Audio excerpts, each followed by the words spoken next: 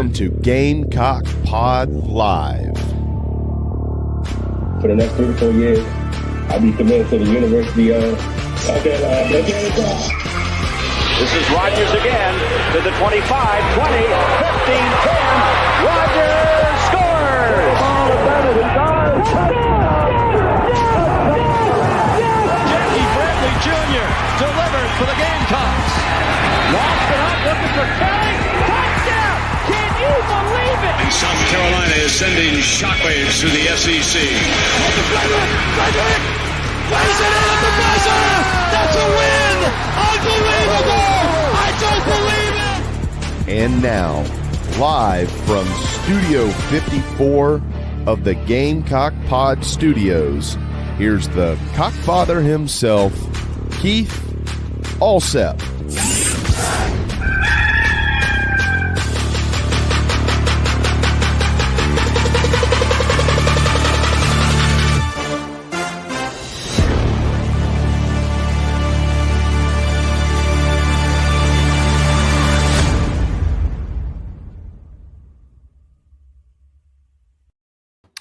All right, everybody, welcome into Gamecock Pod Live for Wednesday, December the 10th.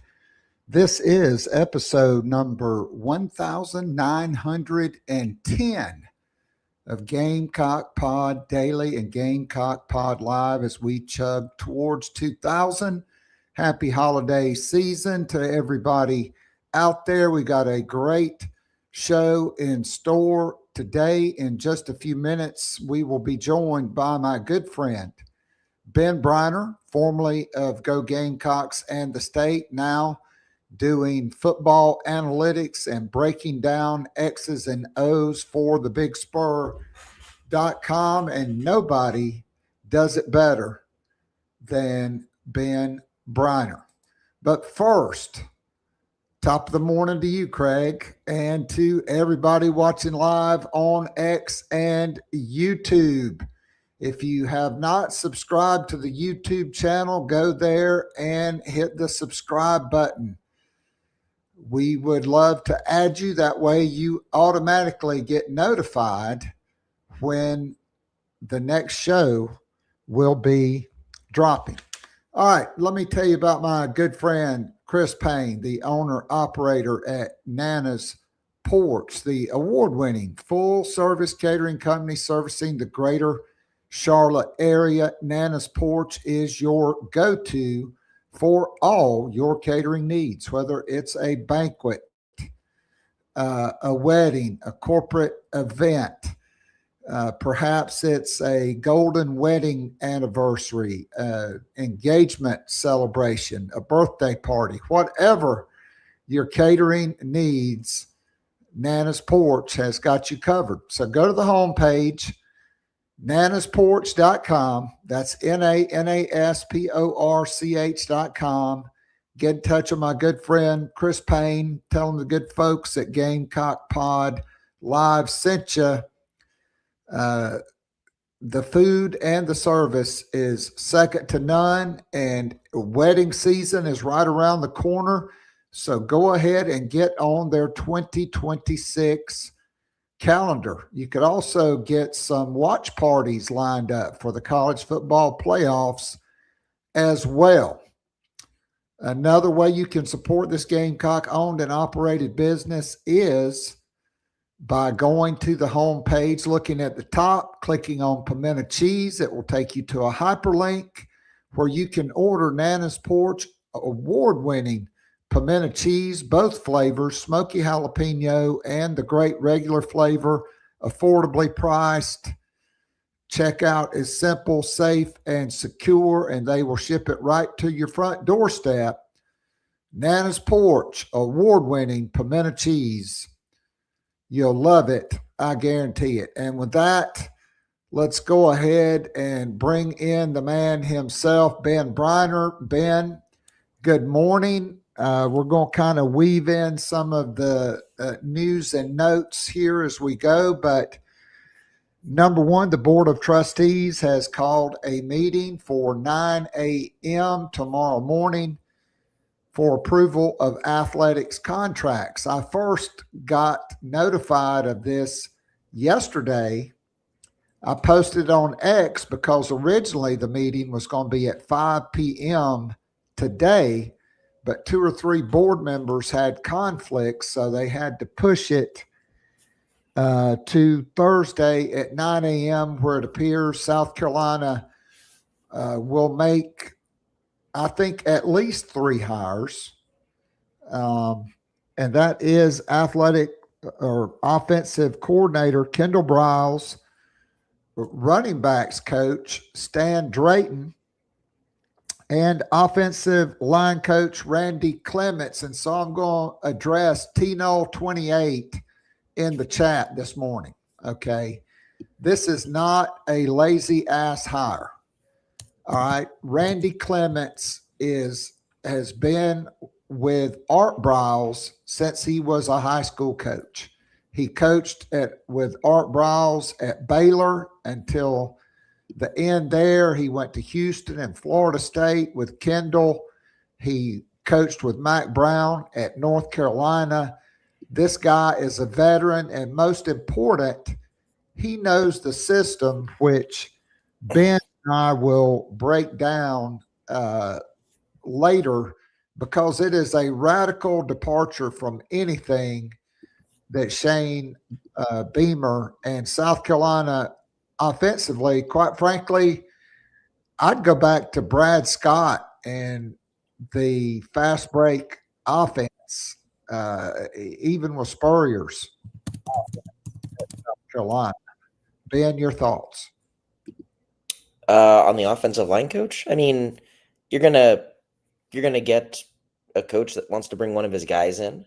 And if that's an offensive line coach, that's a pretty, I mean, in terms of, building a staff, your coordinators and your offensive line coach are probably pretty big in terms of like executing your vision, building the kind of offense you want. Offensive line coach is not a recruiter like necessarily a running backs coach or a tight ends coach might be. So, I mean, you got a guy your guy trusts. That's pretty standard operating procedure. Are you going to have to see how it works out? Sure. But, there are very few guarantees in the offensive line world. And ultimately, if you got a guy that your guy trusts, that to a degree matters. And especially trying to, run whatever system you want, especially if you're going to go back to some of the stuff he did in the olden days, it's a good thing to have. Need that synergy.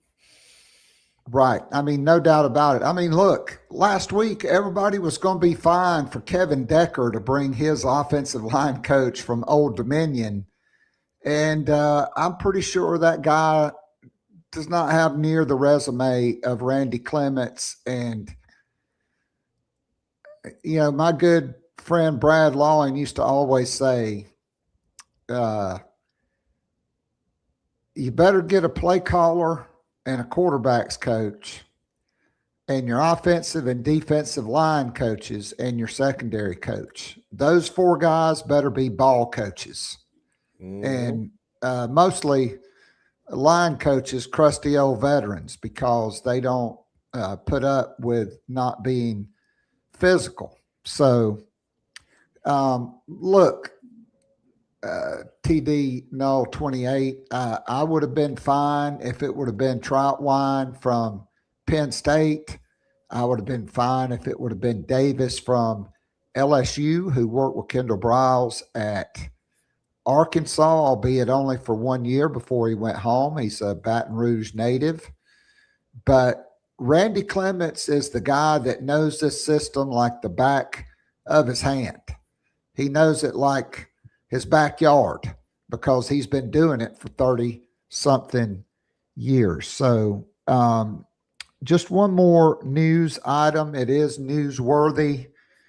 Asia Wilson not only was named the AP Female Athlete of the Year, but yesterday she was named Time Magazine's Athlete of the Year in 2025. I'm not going to go into all of it, But in a historic season, she did something in 2025 that no other professional basketball player, not Bill Russell when Boston Celtics won 11 championships in 13 years, not Wilt Chamberlain, not Kareem Abdul-Jabbar, not Magic Johnson or Larry Bird, LeBron James or Michael Jordan. She won the MVP, the scoring title, the defensive player of the year, and the finals MVP, becoming the first professional basketball player in history to win all four of those in a single season. And it just further cements, whether you like women's sports or not, and most of the folks that tune on here do, she is the most highly decorated University of South Carolina athlete at the time, and since she's gone on to a stellar professional career, and she's also the quickest WNBA player to score 5,000 points in her career. She's just 29. She's just entering her prime. And so congratulations to her brand, which beginning next basketball season, South Carolina's women's basketball will be front and center and featured with the Asia Wilson brand. They will debut the A2s, which will be the second generation of her shoe, in Paris in November. All right, so before we dive completely into Kendal Briles, Stan Drayton, who I think is a hell of a hire, although I am still kind of worried because he did coach at Texas and Sark just fired his running backs coach yesterday, although it looks like they're going to hire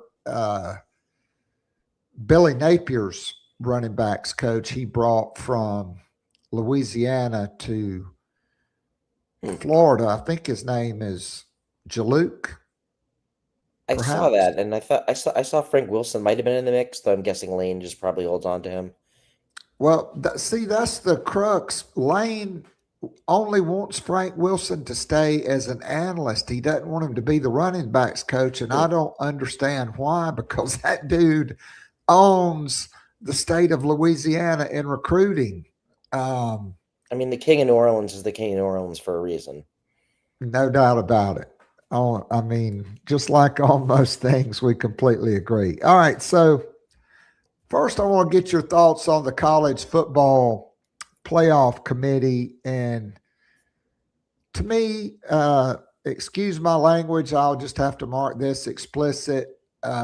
It was just a complete shit show. Mack Rhodes abandons the committee midway through because he's under investigation. No shock there. He was one of the Art Briles' closest confidants at Baylor. And so then they turned to Hunter Yurachek, who the only way I know how to describe him is he is a mouth-breathing moron, because the guy never made any sense whatsoever. And so from the first reveal, they had Notre Dame ranked 10th and Miami 16th or 18th, and then they just kept creeping Miami up, even though Notre Dame beat Miami head-to-head, albeit in week one. Week one is the regular season. It counts. So then on the Tuesday before Championship Saturday, the rankings come out, and 1 through 9 came out, and the only change was when Indiana beat Ohio State, they flip-flopped. Ohio State was 1, Indiana was 2, they flipped. Alabama was number 9, they stayed at number 9. Notre Dame was 10, BYU was 11, Miami was 12. Well, BYU got boat raced for the second time by Texas Tech. That dropped them down, although some allegedly professional journalists who probably need to seek out a new career path asked the question, well, why is BYU being penalized for losing in their championship game? Well, who did BYU beat? What was their strength of schedule? Okay. Spoiler alert. I'm pretty sure it was in like below 100. So then they slid. So then that took away essentially the ham, which was BYU, from the two pieces of bread and the ham sandwich. And you had Notre Dame and Miami. And they didn't play a game on Saturday. And while I do believe the committee got it right, and I believe the former head coaches on the committee probably stood up on the desk, Pat McAfee style, and said, head-to-head matters. Okay? That is the number one criteria that they list. And so Notre Dame felt screwed because they were ranked 10th. Miami was ranked 12th. Neither team played a single game. And honestly, I can't blame them, even though I think the committee got it right. I imagine as a South Carolina fan, if the Gamecocks would have been ranked 10th and one of their opponents, let's say Alabama from last year, a narrow loss, okay, was ranked 12th, and BYU had been ranked 11th, and South Carolina and Alabama did not play. And then they decided, well, Alabama's going to jump from 12 to 10, and South Carolina's getting left out because we're taking two group of five conference champions, since the ACC champion Duke did not qualify. I can understand Notre Dame's angst and consternation, but at the same time, the committee caused all of this because they should have had Miami ranked above Notre Dame because of the head-to-head. Everything else was virtually a wash. Yeah, I tend to agree. I think I've come after sort of parsing through a lot of the arguments about it. I think ultimately Alabama has a little bit stronger of a case, but I also think whoever got left out had a bad case to argue their way in. Like, if Alabama was out instead of Notre Dame, I think Alabama would be talking and we'd all be like, you guys lost to Florida State and played like garbage. Like, if you look at the quality of play Alabama's put forth, there's like 3 games on that schedule, not counting body bags, that you're like, oh, damn, they played well. Like, there's a bunch of weird close games. There's a bunch of grinders. But Alabama got let in on the strength of their resume, which is understandable. Specifically the strength of top-level wins, which is fine. And they kind of got a bonus in the we don't really want to let having to play Georgia, we don't want to penalize that you had to play Georgia, which I get. For the second time. After they beat Georgia in Athens. Exactly. Like, I think you're basically saying, and it's a little weird because some Texas fans will argue, well, they played Ohio State and yada, yada, but like, it is what it is. Having to play a championship game, I don't think should penalize you too much unless you do something outlandish. And, was what it was.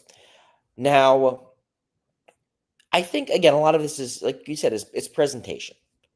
If you had jumped Miami over Notre Dame 3 weeks ago, Notre Dame would have thrown a little fit because they would have said, well, we just won 70-0 against Syracuse. Why'd you penalize us? And you'd be like, well, at the time the first rankings came out, Miami was in this place. Miami sort of won their way up. Someone might say, oh, did Miami win enough to get there? Whatever, you deal with it. But you can't do it right at the end. It looks weird. It looks bad. And you get in a position where I kind of want to tell some people, like, any fan base would be shit flip mad if that happened to them. Like, even if Notre Dame probably doesn't, Notre Dame is the logical one to leave out. You know what? That is what it is. Like, no process that's good leads to that. And, obviously you have these rankings. And I wonder, someone basically came out and was like, what if they just didn't explain the rankings? What if the head of the committee didn't say anything? What if you just had ESPN people go out there and be like, so here's what I'm thinking they think? Because the secret is, as esteemed reporter Stephen Godfrey pointed out, it's all made up until the last one, and none of them count until the last one. So, like, if you go in knowing that what happened makes sense, but it's not good process and it looks weird. And, and also I'll say this. I know a lot of people are very mad about, the two teams at the bottom, your ACC stand-in and your G5. And a part of me kind of looks at this and is like, this actually feels like the right number to me for exactly that reason. Because, like, I look at Notre Dame and I'm not like, should we rebuild the whole system so Notre Dame and Vanderbilt can get in? Or Notre Dame and 9-3 Texas? And I'm like, you know what? The bottom two teams are both kind of flawed. We picked one over the other. And if we'd flipped it, I would have been like, I guess that's fine. That feels good. That feels 10 Power 5 teams. You let in a couple teams because of the nature of sports involves letting in some teams from everywhere. And you call it a day. Like, I honestly think that flattens it out. And, like, if you add more teams, you'll just have another debate over Vanderbilt versus Texas or whatever when it's all said and done. And this debate feels like kind of dumb enough that I'm like, yeah, cut it off right there. Leave it. All right. So Rick Neuheisel on the Dan Patrick Show, after Notre Dame turned down a bowl game, their athletic director, Pete Bavacqua, basically went scorched earth on the ACC and the College Football Playoff Committee. I can't blame him. I think Jeremiah Donati would have probably done the same thing had South Carolina been number 10 in that same scenario going into the final reveal before championship Saturday. And then you've had like a bunch of other teams opt out of bowl games. Granted, some have been because they've made changes at head coach. So they're trying to get their staff together, to get their portal strategy together, retain their players, etc. I understand that.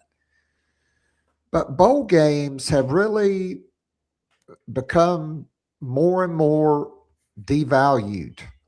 More and more players opt out every year.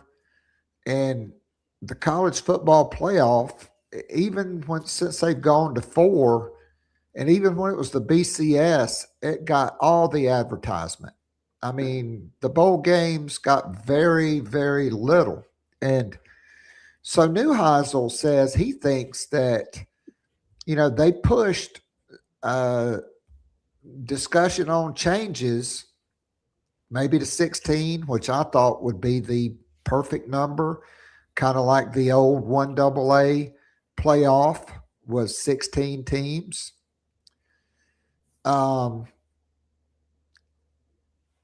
January 23rd,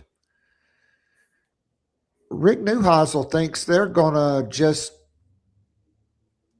jump on the bus and they're going to roll right by 16 and go to 24 teams, and they're going to play the bowl games in these classic games like South Carolina and Virginia Tech did to open the season.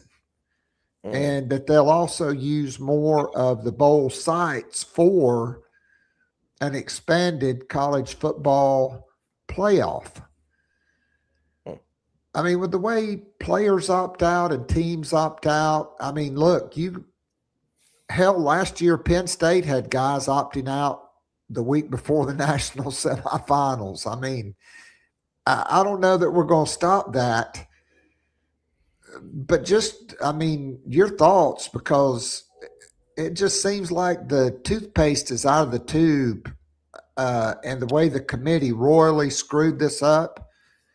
I mean, hell, honestly, I think Vanderbilt is much more, and Notre Dame's much more deserving than James Madison or Tulane. Tulane's going to get a rematch against Ole Miss. They lost by 5 touchdowns the opening weekend. Now, Lane Kiffin's in Baton Rouge now.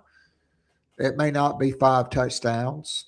I would personally be for saying, hey, if we're going to have a G5 team, not only do they have to win their conference, but they have to be ranked in the top 10 or 12 to make it. Otherwise, I think that, look, there's plenty of desire for college football. The G5 could just have their own college football playoff.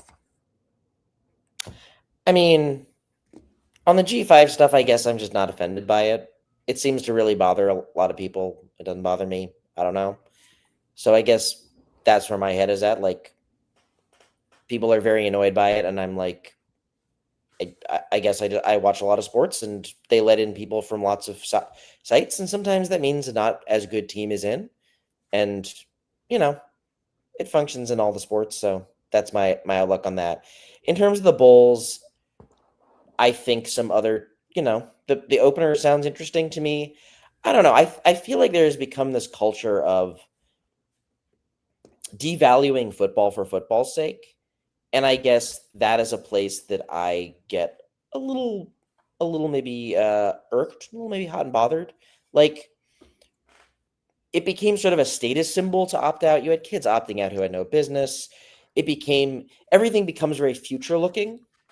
It's sort of like when people are like, when people say their team should start a young quarterback because there'll be a payoff later, even if you lose games now. And I think ultimately, like, this speaks to a larger outlook of, like, sort of what's happened a little to the NBA, except with none of the actual payoffs. Like, trying to win college football games should be seen as a value because not everyone does play for a title. And, winning games, playing hard with your team is cool.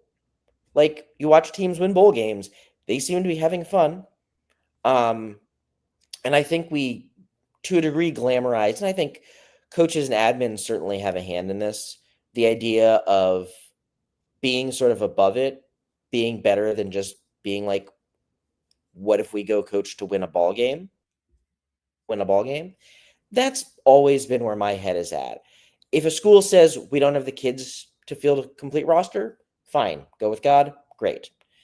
If a kid, if Deebo Samuel wants to opt out because he's been all the way banged up and he's right at the doorstep, fine, that makes sense. I think the chances of getting hurt in a bowl are vastly overstated. Like, tons of people have played in bowl games. Most of them don't suffer injuries that matter.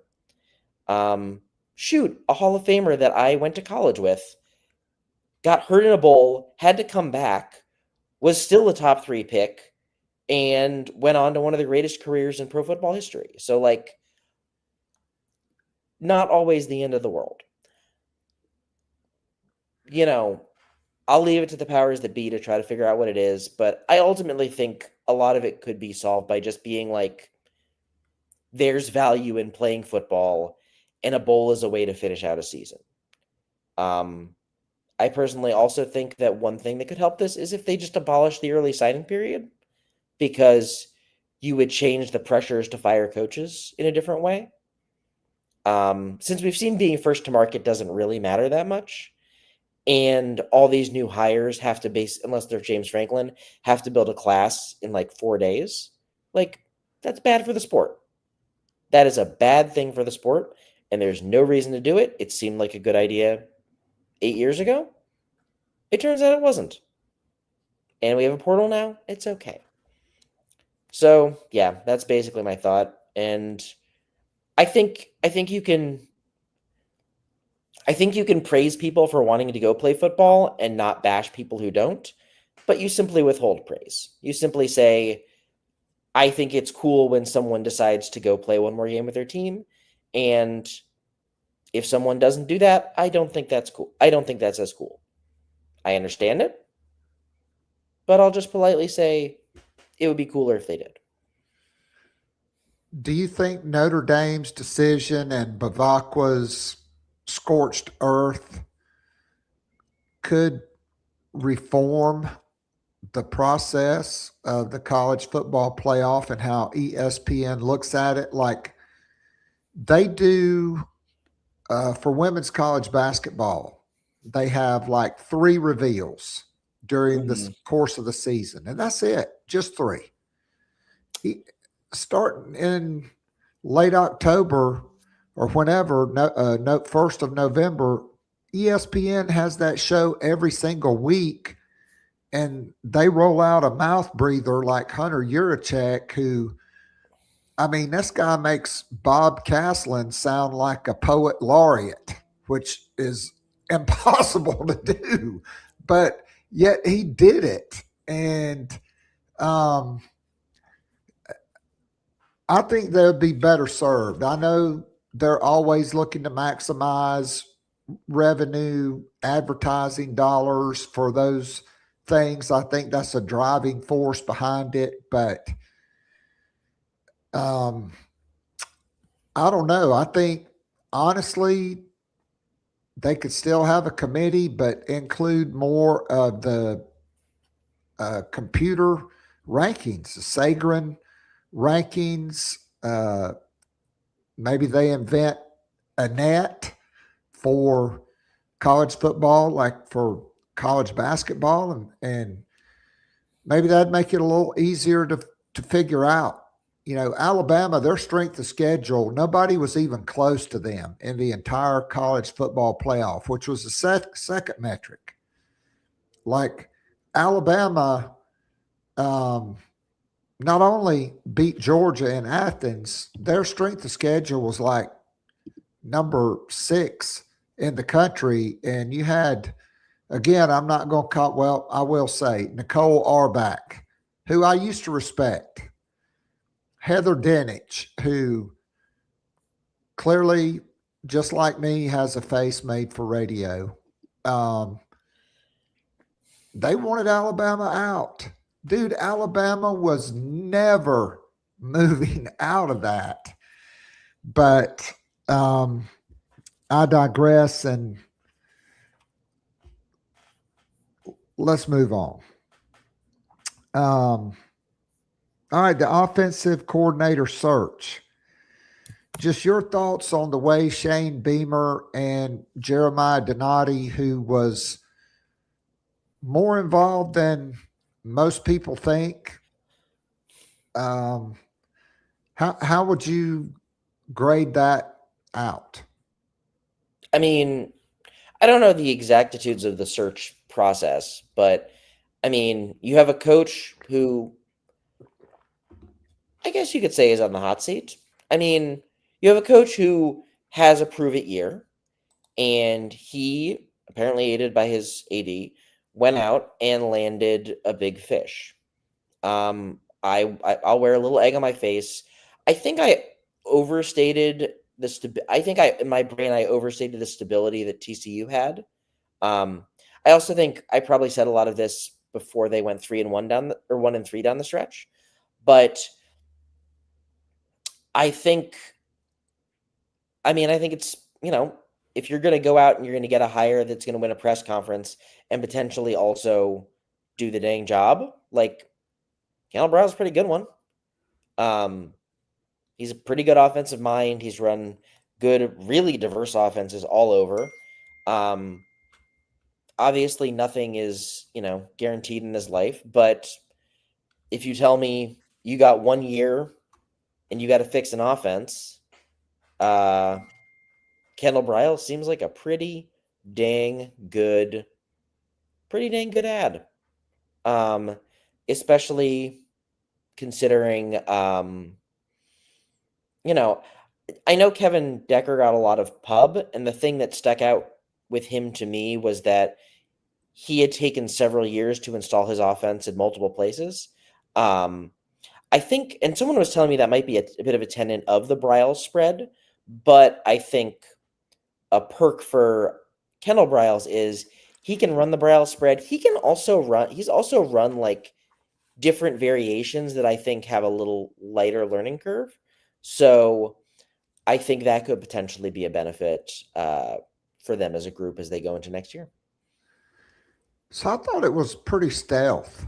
I mean, you didn't really hear a lot of names. You did hear Kevin Decker.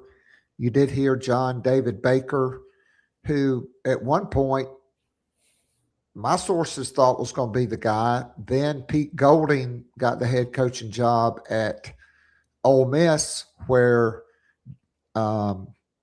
Baker had been for 3 years, 2 of which he was a co-offensive coordinator. And he went back. I get it. Kevin Decker, I liked. Good young guy, ascending on the way up, but I thought too big of a risk, and I thought he was the floor for this search. I liked a number of guys, and I guess I'm going to toot my own horn here. I was banging the pot for Kendal Briles the entire time, and I just thought it made sense because of the relationship with Jeremiah Donati. So, but I also said, if you hire him, you're going to have to let him bring, 1 or 2 of his guys with him. We know Randy Clements is coming, which I think is fine. Look, the message board mafia, they run nuts with everything. You even said it to open. Your O-line coach does not have to be a great recruiter. He has got to be a great football coach that can maximize and develop high school and transfer portal offensive linemen.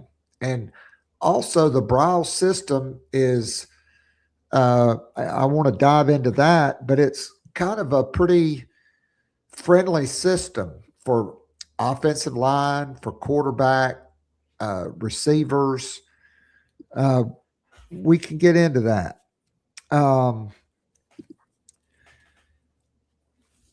So, I mean, I know you've done some breakdowns. I mentioned this on my Sunday podcast.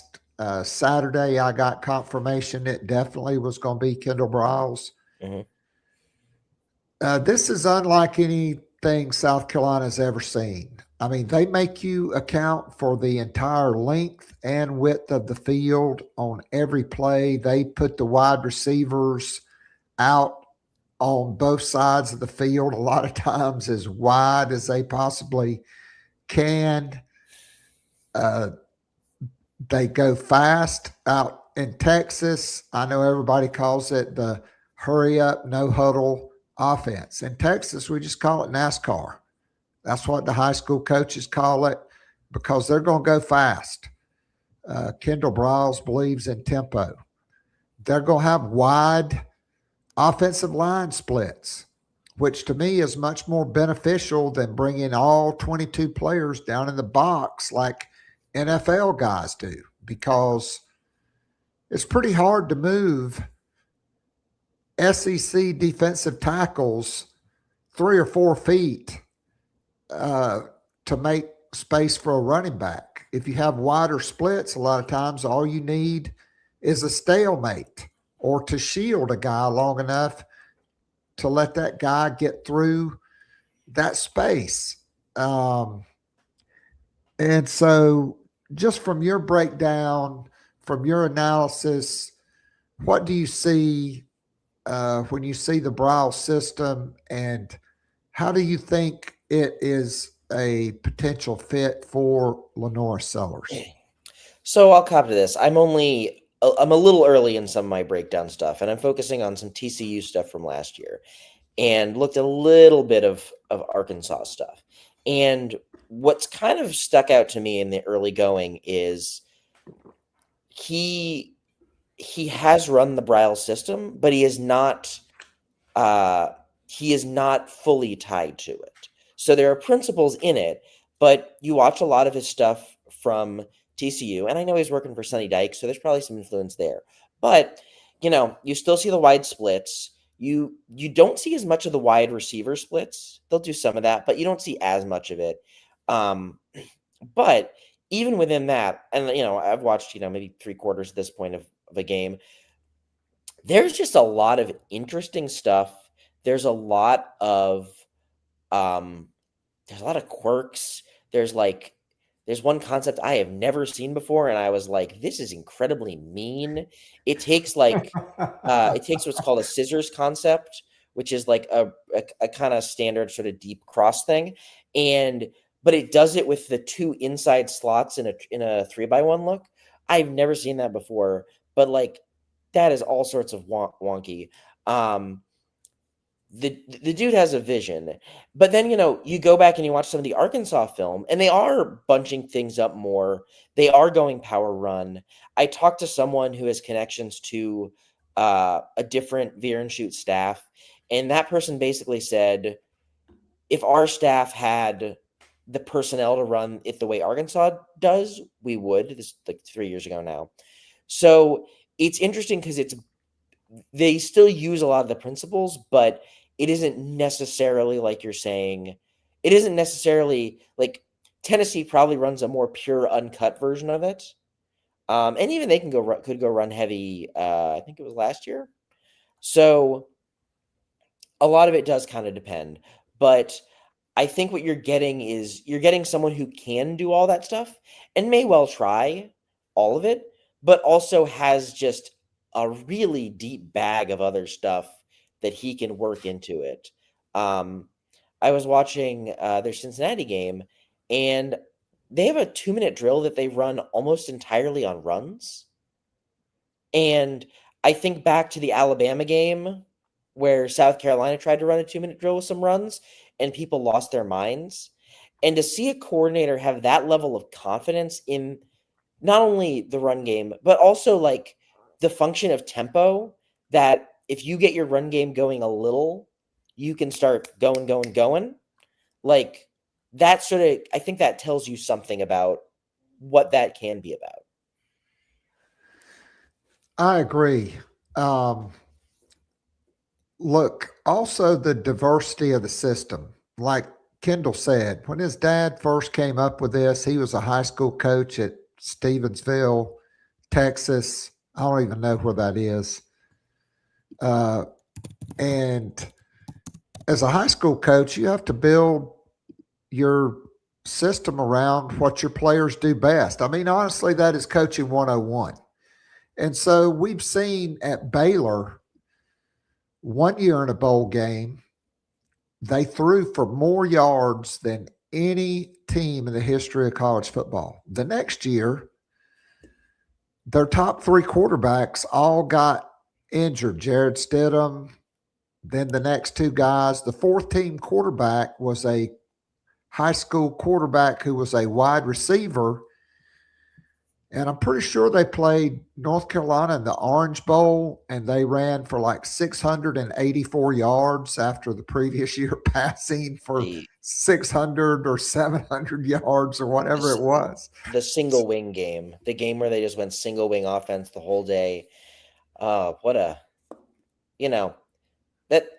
staff ended in a pretty disreputable way, but man, some of those games, ooh, buddy. By the way, Stevensville appears to be 68 miles southwest of Fort Worth. So out there. Yeah, so it's on the way to Midland, Odessa, to the Permian Basin, where Tommy Norris is wreaking havoc in Landman. By the way, a great show on Paramount Plus. All right, so we talk about the Briles system, the diversity, how it fits, etc. Okay, but let's look at Stan Drayton, a 25-year plus veteran coach. He will be, by all reports, replacing Marquell Blackwell. And Drayton is a two-time national champion, and he's also recruited 2 of the 3 top running backs of the last 15 years in professional football in Zeke Elliott and Bijan Robinson. I'd say the other one is Saquon Barkley. He was at Florida with Urban Meyer. Then for some reason he went to Tennessee. I think that might have been with Lane Kiffin. Then he went to Syracuse. He came back to Florida. He worked for Urban Meyer at Florida and at Ohio State. He's coached in the NFL, albeit with the Chicago Bears. And then he was at Texas, I believe, with Tom Herman. He was the running backs coach, run game coordinator, and assistant head coach. He then got the head job at Temple, where he didn't do so hot, and then James Franklin hired him at Penn State. He and Shane Beamer worked together at Mississippi State, and Drayton is widely been considered one of the top recruiters and one of the top running back coaches in the country. And to me, this is a big feather in the hat if this happens, because Matt Campbell could have kept him at Penn State. They have not hired a running backs coach. Texas fired their running backs coach, and a lot of schools are shuffling their staff. But if Shane Beamer gets this one done, just like with Kendal Briles, I got to give him a lot of props, because this is a big-time guy and a guy that is used to winning at the highest level. I mean, it took me a second when I saw Stan Drayton, because I was like, man, I know that name. Why do I know that name? Stan Drayton, as far as I can see, I don't believe has been a coordinator at any point. He topped out as a run game coordinator. Correct. And I guess he maybe did special teams in the NFL once. Yes, with the Green Bay Packers. And that man was given a head coaching job. And, is there a chance that Temple was out of ideas? Sure is. But you know what? If a running backs coach gets hired to be a head coach at, a G5 school, that probably tells you that that man is very respected, and is probably respected as a recruiter, and is probably respected as a recruiter in Eastern Pennsylvania, which is not an area they've hit a ton, but is like pretty not terribly far from areas that they hit. So, you get to expand your recruiting base a little bit. You get a coach that clearly seems to be good at the things he is good at. And that's what you want out of a running backs coach. Is he going to maximize the backs they have on the roster? You hope. I don't know the specifics on that, because obviously that's sometimes hard to read, especially when you have a guy that has worked with a bunch of high-end talent. But running backs coaches primarily are recruiters. And if you've got a recruiter that was so good at being a recruiter that a school near where he grew up said, yeah, let's give this guy a crack, that tells me a lot. That seems pretty good. I don't know.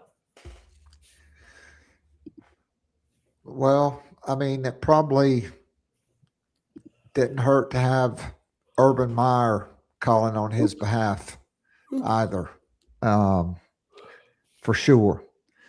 So I'm still not convinced that there won't be another hire. I don't know for certain that it's going to happen.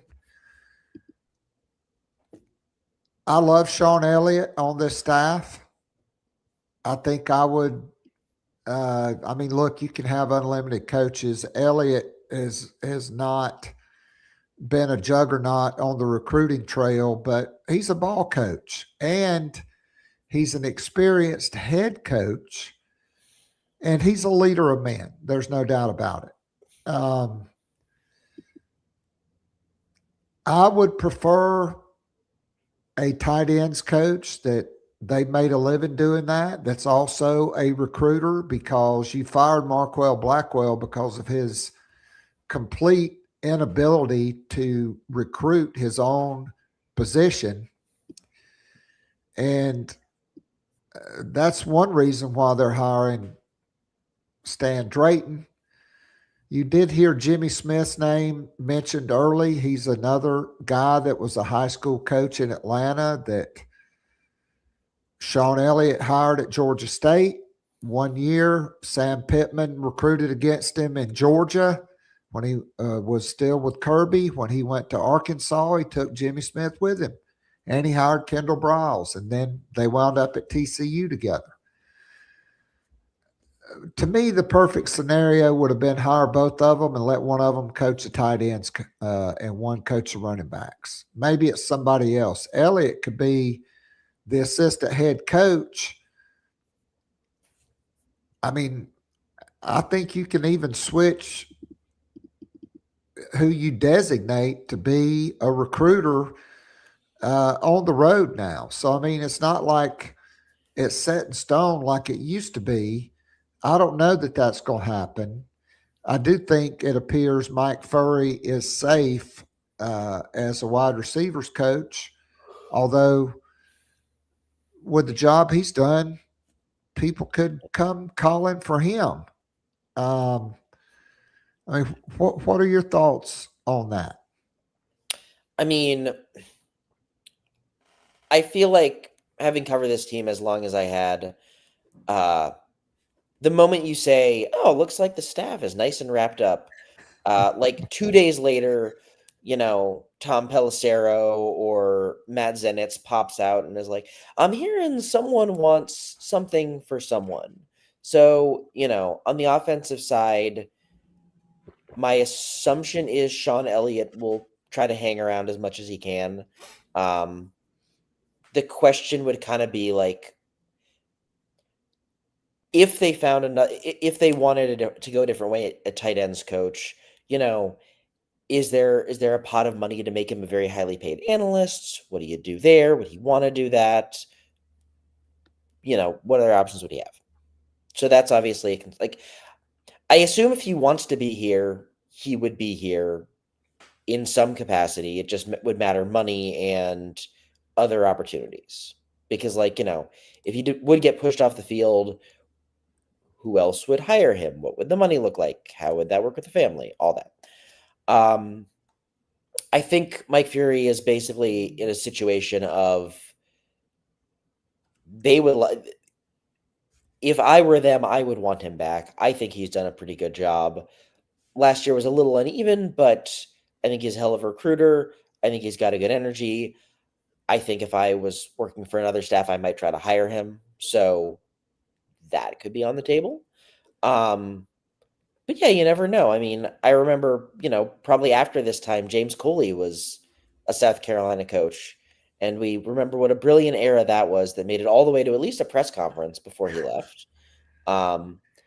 So, There have been a bunch of those in the Shane Beamer era. There have been a few of those in the Shane Beamer era. There was, remember that time when they had like 7 offensive coaches with Will Muschamp because they didn't want to fire Brian McClendon and pay his buyout, and then they just had to let him hang in the wind, and then Thomas Brown had to leave for an NFL job and mess with his contract. So, right now I'm going to look at my watch. It's December 10th. There's always a chance to move, but right now you've got pieces. I mean, who knows what happens on the other side if Clayton White wants to do something? If an opportunity comes to him, you wait and see. So my assumption is that there's going to be at least 1 or 2 more moves across it, just because, stable off seasons after December 10th are just never in the cards. They just never are. So we'll wait and see. I think, again, Sean Elliott strikes me as a guy who wants to be there in some capacity, and for him, a lot of it would probably just be pay cut related if they wanted another tight ends coach. Maybe they do. Maybe they don't. I don't know. I mean, I don't know how many years he has left on his contract, but regardless, they would have to pay him what's on his contract. I would just really like to see him work with Randy Clements to learn that system, because Clements did have a health issue at North Carolina, although going into sepsis is not like a chronic health issue that is, usually caused from some kind of infection. But anyway, moving along, last thing, I want to tie a bow kind of around this recruiting class, because last week at this time, a lot of people had not signed. 2 players that signed with South Carolina on Thursday. Quarterback Landon Duckworth was entertaining an offer from LSU and Lane Kiffin, who had recruited him heavily at Ole Miss. He chose to sign with South Carolina. I found that out on Wednesday evening from a very good source. And on Thursday, Julian Walker, 6'6", Tom Knott said maybe 6'7". I thought it was funny, one of the interviews, Tom Knott said, yeah, Belichick had him on the phone for an hour offering him a big bag of cash, and I finally got him off the phone. He wound up staying home. Family's important. Sterling Lucas, Clayton White, Beamer, etc. But Rivals ranked the South Carolina recruiting class 15th nationally, and that's with only 15 prospects. And if you go by the average player ranking, South Carolina had the 9th highest average player ranking of all the teams that were ranked in both 24/7 Sports, which has South Carolina ranked 17th, also with the 9th highest average player rating. And South Carolina has 1 4-star player in Darius Gray in the 24/7 Sports rankings. But after the All-Star games, when Rivals does their ranking, they increase the number of 5 stars to 32. And Julian Walker and Zion Giles is ranked the number 24 player in the country by Rivals. Currently, they only have 21 4-star or 5-star guys. And Julian Walker is ranked 26th nationally. And so it's quite possible, when all is said and done, Shane Beamer's going to have a class. And by the way, currently 1 5-star as the yard guy rolls in. So we're going to wrap it up. 11 4-star prospects by at least one of the 3 major services, which is Rivals, 24/7, and ESPN. So that's 12 out of 15, 4 stars or higher by at least one of the 3 services. But if you end up with Rivals ranking Giles and Walker as 5 stars, this could be considered one of the best recruiting classes in South Carolina history. I mean, hell, it may already be. When's the last time they were ranked in the top 15? I mean, I just pulled it up just to double check, and I'm seeing Sequel Patterson as the 9th best player in the class by 247. And I went and saw Sequel Patterson. He's a pretty damn good athlete. And, some of these other guys seem pretty intriguing. Some of the, Tristan Lewis seems a little intriguing. Andrew Harris, I don't quite know where he fits, but he's definitely a big dude. Aiden Harris is a hoss. Julian Walker, Jazavian Currens, it's a pretty impressive haul, and it's interesting to look at. When you're talking a little about the quarterback, a part of my brain is wondering, like, the quarterback space is so weird when you're talking recruits, just because, only one can play, who stays, people are moving around all the time. But, and this actually connects to something I've found sort of fascinating about the portal is you talk about linemen. Every team, every message board, someone's like, what are our off-season priorities? And your off-season priorities go like this. If you don't have any quarterback, you put quarterback number 1. And if you do have a quarterback, you put offensive and defensive line number 1. And if you don't have a quarterback, you put offensive and defensive line number 2 and 3. So linemen are key. And those guys, the good ones, often do not hit the portal. As someone told me yesterday when I was chatting with them, only so many of those freaks to go around. And if you can recruit a couple of them who might turn out to be real freaks, you put yourself in a great position. And this group seems to have some really good linemen in those tough to fill categories. And if you can get them and you can do well and you can hold on to them, that's what sort of builds a program. And that's also what changes an off season, because instead of having to go into an off season and say, holy mother of God, we got to bid a bunch for this North Carolina transfer who's only okay, who ends up getting a bunch of money from Ohio State and being their fourth end, a thing that happened last year. You can go in and say, we feel pretty good about our linemen. We can move money around elsewhere. And so I think that might be the kind of real big key element on that kind of front. No doubt. Also, Landon Duckworth, the first college coach to offer him a scholarship, Kendal Briles. Sounds about right. I mean, yeah. And I'll be very interested to see assuming Lenora Sellers is the quarterback next year, I'll be interested to see what Briles can do with him in terms of using him as the run game and also making a pass game easier and getting him to execute and make it click. Because at times at the end of this year, it seemed like he wasn't processing it the way he needed to. And I'll be interested to see if Briles can build something that he ends up processing better. I mean, I look at the stats for KJ Jefferson, very similar player. Okay, and let's not forget what Kendal Briles did with Rocket Sanders, who, by the way, was not a high school running back. He was a wide receiver. Okay, Briles also converted a wide receiver to running back to really improve TCU's run game. I can't remember if it was this year or last year.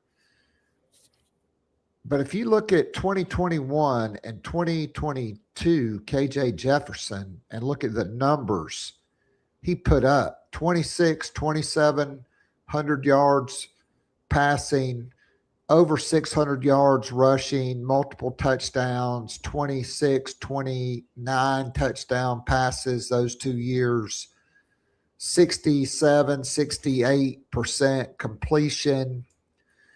I mean, to me, that would be the film I would throw on, would be KJ Jefferson, because, and I think Sellers is more athletic and faster than Jefferson. And I think under Dow Loggins, he showed, like, the last 8 games of his redshirt freshman season, he threw for almost 2,000 yards, 16 touchdowns, just 4 interceptions, 4-1 TD to interception ratio, which is awesome. And he completed like 69 point something % of his passes. So he's shown he can do it. Yeah, I mean, I think it's going to be interesting to see what the Briles offense can be as a force multiplier for him. And it'll be interesting to see his buy-in on it, because at times this year it seemed like he wasn't necessarily the most bought-in runner. And if you can get him to do that, the old Briles system especially relied on a quarterback, even like your kind of passing quarterbacks, to have a certain level of fearlessness in the run game. Like, oh gosh, I can't remember his name. There was a quarterback after RG3 who was like, he was a good quarterback, but he had a real kind of rock-headed like element of the run game where he wasn't necessarily running like QB power, but he would get on the edge and just throw his body around. Gosh, what was his name? But I think it'll be interesting to watch Sellers kind of jump into that potentially.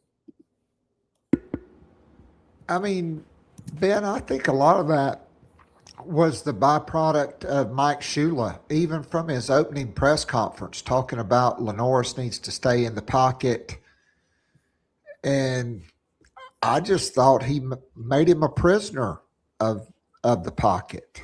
And I think it took away his ability to play with reckless abandonment, to play free, and to be decisive. It was like he was indecisive, just way too much because of overload. And I think Kendal Briles is the antithesis. His system is the antithesis of that. I can't speak to the cause, but I can tell you the right quarterback coach is the one that fixes it. And that's the challenge Kendal Briles has now. That's probably part of the reason he was brought in. And that's the job. It's sort of funny. Sometimes we talk about the how, and the how is important, but a lot of the time you get to the end, we talk quarterbacks, we talk offensive line. The job is to make it work. And that's the challenge ahead. That's the thing that some of the guys last year weren't able to do. Like, you can say this and that about it, but ultimately the results weren't there. And ultimately, to continue the Shane Beamer era, you're probably going to need those results this year.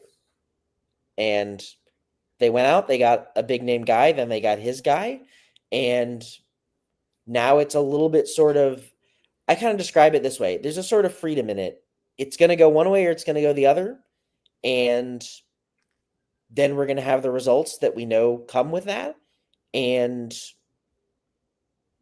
that's the ball game, That's where it rests.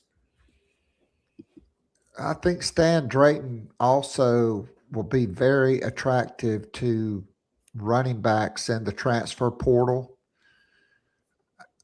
I think South Carolina, obviously, Shane Beamer said it, offensive, defensive line will be very important. I think tight ends, like if I'm Kendal Briles, the first player I'm talking to after Lenoris Sellers is probably Michael Smith, honestly. But I think you're going to see a transformation on some of these offensive linemen because they don't have, Steve Spurrier several years ago at South Carolina, it's like, yep, Todd, I just look out there and I look at our guys and I just see a bunch of fat guys. I look over there at Missouri and I'm like, they don't have any fat guys. We got too many fat guys. Well, that's getting ready to change because as fast as that system goes, offensive linemen have to be able to pick their 330 pounds up and move very quickly to get to the next and get over the football and get ready to fire off again. And so I'd expect to see a leaner offensive line group and a more athletic group. And I think they'll do that through the portal and through player development, which quite frankly, Lonnie Teasley was Marcus Satterfield's guy. And now Marcus Satterfield's the highest paid tight ends coach in the country, $1.4 million a year. He probably ought to be paying Nebraska to coach there. Lonnie Teasley will join the staff at Nebraska. That's just amazing. But it's going to be an interesting spring. It should be an interesting day of interviews tomorrow, after the Board of Trustees meets. And we'll be here for all of it on Friday. Jordan Kay will be my guest on Gamecock Pod Daily. Tune in for that. You can catch all of Ben's stuff, and it will be coming up. Ben, when will it be coming up, your analysis on the Briles system on thebigspur.com? Let's say hopefully soon. There's some film to dig through and some brain power to dedicate to it, so we're working on it. Yeah, I would be interested to see the Baylor stuff, the Florida Atlantic stuff, because Lane Kiffin, he credits Kendal Briles as really revolutionizing the way he thought about offensive football and his system. And then, what he did prior to at Arkansas, because at TCU, a lot of what he's been forced to run has been Sonny Dykes' system, the offensive line coach, that Sonny Dykes guy, A.J. Ricker. Just like Garrett Riley, he went to Clemson. He thought he was going to run the air raid that Sonny Dykes ran because he was the guy that worked for the guy that was their offense. Dabo's like, nope, you're running the Clemson offense. And then Kendal comes in, is like, well, nope, there's a lot of stuff from my offense we're going to run. At South Carolina, Kendall's going to get to run what Kendal wants to run. Yeah, I mean, you got a guy like that, you got to let him go. No doubt. Well, Ben, I can't thank you enough for doing this. Great stuff as always. Hope you had as good of a Thanksgiving weekend as I did when you were out in Berkeley with your family. And hopefully we can get together and do this again sometime, because I really enjoy doing it. Appreciate your time and everything that you do and your friendship. And so I look forward to catching up with you down the road. Yes, sir. Looking forward to it. All right. That is Ben Breiner from thebigspur.com, breaking it all down for us today. That's going to be a wrap. Board of Trustees meeting in the morning. Then probably interviews, Shane Beamer, Kendal Briles. I think they're going to do them all at once. Hopefully they will all be here, Stan Drayton and Randy Clements, if not on Thursday at some point soon. I've said really for quite some time as I wrap it up here, the recruiting class was really big. I thought particularly to hold on to Landon Walker and to flip Landon Duckworth and to flip Julian Walker. I thought those were really huge because you didn't have an edge rusher. Walker, his dad, Jamil, is assistant strength coach. Family was important to him, but he's a great player. He's a state champion. Jazavian Currents and Anthony Baxter are state champions. And Julian Walker's a state champion. At Dutch Fork, he had 3 sacks and he had a scoop and score in that game. And you love to have winners on your roster. And Shane Beamer continues to find winners. By the way, that is Landon Duckworth back-to-back state championships for him in the state of Alabama. And I'm pretty sure back-to-back for Dutch Fork. And so now I thought I said last week, the 3 most important things for Shane Beamer would be nailing this offensive coordinator and offensive staff hires. He's done that. Okay, next, player retention. Some players have gone in the portal, none that really sting that much to me at all. There are probably going to be a couple of guys that people will be upset about that go in the portal that are going to be encouraged to go in the portal because their core values are just not a fit at South Carolina. But retaining the most important players, Nick Harbor, all of these young freshmen wide receivers, or at least most all of them, and I think they will. You want to keep the best offensive linemen in the building in your program. You want to keep the defensive guys. Jalen Kilgore, he's going pro, but you don't want Vakari Swain to transfer. You don't want Justin Okoronkwo to transfer, or J.R. Johnson. You don't want, Troy Pikes or Gabriel Brownlow-Dendy to bail out. Brandon Cisse, if he's a first-round guy, he'll be gone. Torian Gray's going to get guys. No doubt about it. And then it's going to be the transfer portal. Who can South Carolina bring in to help them and force and reinforce their offensive and defensive lines, tight end, running back, if you need a corner or a safety, who do you go get? Those now two things, player retention and transfer portal. Those two things, along with this offensive staff and retaining your defensive staff, which it looks like they should. Tennessee has offered Washington's defensive coordinator their job. I don't think Clayton will go to Washington. If you keep the rest of your staff intact, if you retain enough of the key players, and then you can add in the transfer portal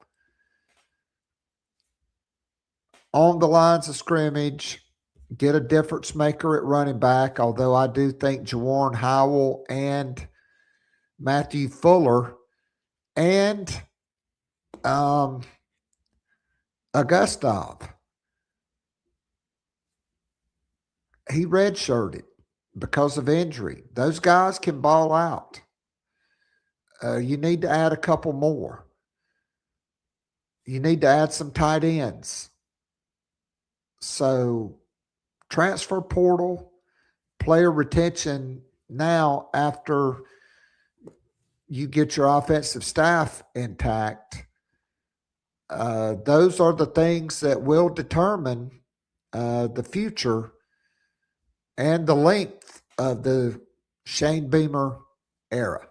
All right, that's a wrap for me. We'll be back tomorrow with the best of the press conferences, the details on the contracts for Kendal Briles, Randy Clements, and Stan Drayton. And if there's another hire, I do believe there'll be a couple of analysts. One could be Philip Montgomery, who was the one-time offensive coordinator at Baylor under Art Briles. Then he was the head coach at Tulsa for 7 years. I've heard if he does not get an OC gig, he could be coming to Columbia with Kendal to essentially be what Mike Shula was for Dowell Loggins, which was the guy on the sidelines with the quarterbacks and coaching up the quarterbacks, because that's his area of expertise. So we'll see how it all shakes out tomorrow. I'll be back with a podcast then. On Friday, Jordan Kay from Go Gamecocks in the state will join me. We will kind of break it all down in the aftermath, and then we'll get ready for the Army-Navy game. So thanks to Ben Breiner and to all of you watching live on X and YouTube, and who will listen to this wherever you get your podcast. It'll be going up. Until next week, we'll be back same bat time, probably same bat, well, definitely same bat channel, probably same bat time. Until then, this is Keith Alsep saying God bless, go Gamecocks, and you got to hand it, tip of the hat to Jeremiah Donati and Shane Beamer for getting this done, and I'm here for it. Until next week, take care, everybody. I'm out of here. Go Cox.